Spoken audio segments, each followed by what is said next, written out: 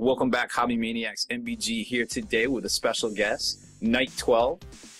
Loving this Eldar. It is super good, super good. A whole lot to say on this. Hopefully you've already watched our first video on the War Gear and Special Rules section. Now we're going to start at the front, start with the HQs, work our way back, talking about some of the newer stuff. So, which HQ are you liking the most here? Well, Eldrad is still unbelievable. Eldrad's nice. If you like psychic powers, he is your favorite. He's the best. Rob will talk about what he's got, but he's got a lot of things we're familiar with. Oh yeah, I mean, like he still has like the same name stuff, things like that. The staffs, I like it a little bit better. It kind of pretty much works the same way. You can warp charge back depending on how you do it. He has his baller armor, 3-up invulnerable, spear link, fleshbane force. Lots of special rules. He gets to, if you take him, you're gonna get to scout D3 units. So I'm really feeling like overall, he's probably the only way you can get divination in the list, and without allying and things like that as well. Absolutely, he's 195 points. That being said, he's a beast. Regular Farseer is 100 points. He still comes with the rooms of the Farseer. Yep. So he gets to do all those cool tricks that we'll go over. But he's a must-take in any Psycho army for sure. Oh yeah, I think so. And of course, he's toughness 4. That doesn't grow on trees in the Eldar world. I guess he's part crystal still. Pretty cool stuff. I'm gonna skip Prince Uriel. You know, he's not the baller we all want him to be, unfortunately. Illic Night Spear did not get a D weapon, a D sniper.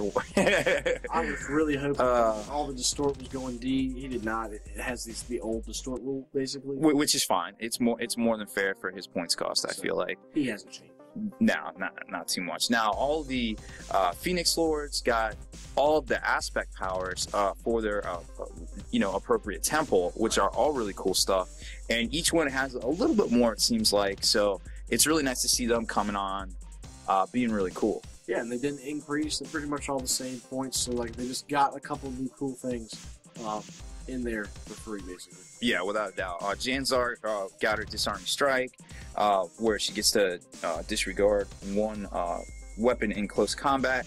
Then you've got a Sermon that has a 3-up invulnerable. He can still roll D3 Warlock trait on the table, so that was his old trick. Oh yeah, without doubt. He can do some work there. He's got a really cool weapon still, with the Soul Razor ability, which is the same as the Dire Sword. So these guys are like, guys and gals are like the big daddies for their particular temple. Karandris, very interesting stuff. He can come on from any board edge, tag along with a squad of Striking Scorpions only as well. Very, very cool stuff there. Ambush Blades, a Warlord trait. Fugan, wow. With all of these guys that we're talking about, like, just think of, when we get to their unit, them being with them sometimes. Because that's basically what we're talking about. Now, Fugan he's the man. Oh yeah, he does. He looks at some piece of armor and it's gonna die. He has the Fire Axe as well. Strength of User, AP1. Now, this is the Strength 5 Space Elf. He is super strong. So, Strength 5 Armor Bane, AP1, like, that's no joke. Yeah. No joke with him. He's good at shooting, and he's good at hitting people in the face, which is really hard to come by in the Eldar book. He's also toughness 4 with the Thermal Pain, too. Yep. And Eternal Warrior. Yeah. Very cool stuff. Baharoth, we talked about him briefly in the last video. He does have the ability, once you join the squad, he has hit and run, first of all, which... So he's an easy 170-point way to get hit and run in any of your units, which is it's going to be good. But if you're deep striking, the way the Sweeping Hawk thing works now, only one model in a unit has to have it. So when he joins any of your units that are deep striking, you are not going to scatter. Right. It's pretty strong in a lot of lists. Yeah, yeah. Depending on what you tag him up with, it's gonna do work. Modern Rod's back. Always a pretty cool dude doing work. He's got the Shrieker ammunition, which is the only way, from what I could see, to get it in this book. That's a port over from the Harlequin book. Yeah, it actually, because he shoots an extra shot, it makes it even more viable. Yeah. If you look at it, so a poison 2-up shot. With rending, it explodes. Things die. It's kind of funny. It's not bad at all. It's a nice little bonus there that you kind of get.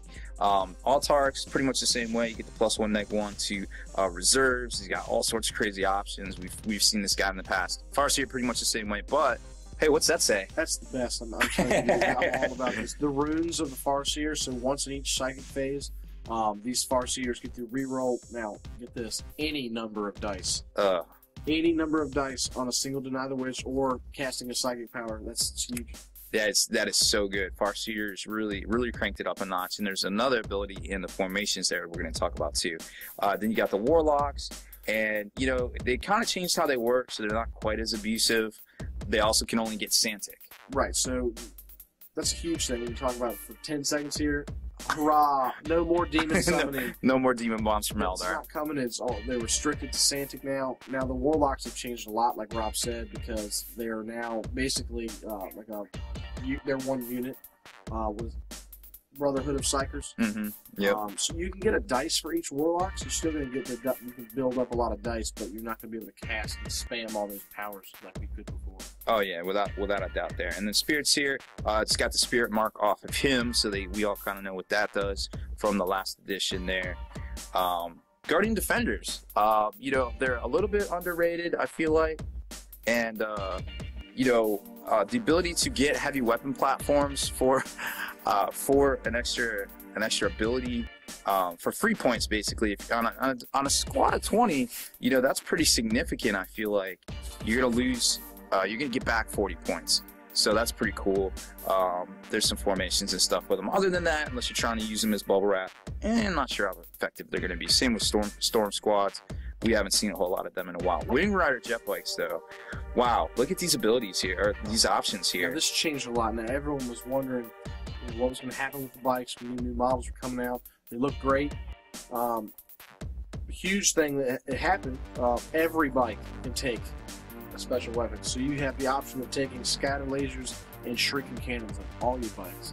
That is a lot of strength 6 firepower up. Yeah, and I think I'm definitely gonna go with the shuriken cannon for real there, because everybody loves some blade storm, right? Yeah. That's, oh my god. All right, then the aspect warriors themselves are really interesting because each one of them has like a special thing. For the Dire Avengers, it's the Overwatch on ballistic skill 2, or counterattack, or stubborn. So they're actually pretty decent, depending on what you want them to do. Like I said, they're just getting free stuff. The same points they were. Same points. New toys to play. New rules to abuse the table. Very, very cool stuff. Then we get to Howling Banshees, acrobatic. Another really cool thing. We saw this, I think it was, you could equip this on the Exarchs way back in like 5th edition. Yep, a unit consisting entirely of models with a special rule. They're going to add 3 to their maximum move distance. When it runs, makes charges, all that stuff. They also don't suffer the initiative penalty for charging enemies. So it's a neat little trick. They're really fast, only 65 points, just like the Dire Avengers. My favorite thing, the Exarch there. Enemy units locked in combat with the model are -2 from the leadership. You start thinking about all the combos and stuff you can do, like it's not a bad trick. No, not at all. So Banshees back on the block. They also have where they can ignore Overwatch and also ignore the initiative bonus for charging it. Striking Scorpions are kind of interesting because they're, you know, they're good. They're 3 up. They're hardy is what I want to say, I guess. They are high initiative. They will probably get a bonus attack. I'll tell you, just having that rule, I get excited about because you might see them. Like how much stuff reduces initiative. We're seeing some concussive. We're seeing things like grab and powers that reduce, make your initiative 1, and then you charge them. These guys might have a lot of attacks. Yeah. I mean, you get some way to get concussive on there, and you can start doing some work. Fire dragons. Hey, what's that say? Oh Lord! So if you watched the previous video, you saw the guns are the same. So they're still strength 8 AP1 meltas. This little rule says add +1 additionally to the vehicle damage table. Wait, so how many pluses is that? +3, brother. That is just explosion everything. Explosions. I mean, they're so good. They are. So definitely seriously think about the fire dragons for all your destructive needs in the new Eldar book there. That being said, fire dragons are great.